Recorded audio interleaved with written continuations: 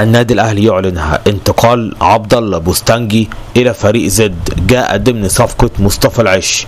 والنادي الاهلي باعه بشكل نهائي ولكن له الاولوية في استعادة خدماته.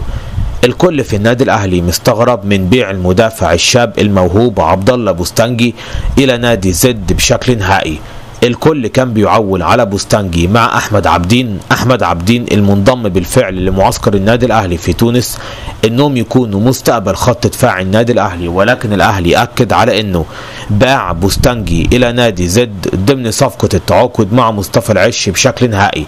وان الاهلي بالاتفاق مع زد مصطفى العش بعد ما راح للنادي الاهلي كان في مدافع عايزينه من النادي الاهلي، كان يا اما احمد عبدين او بوستانجي. في الاخر ريبيرو هو اللي قرر الاحتفاظ باحمد عبدين ورحيل بوستانجي، ولكن النادي الاهلي له اولويه اعاده شراء لعبد الله بوستانجي، وزد لن يبيعه مثلا لبيراميدز او الزمالك.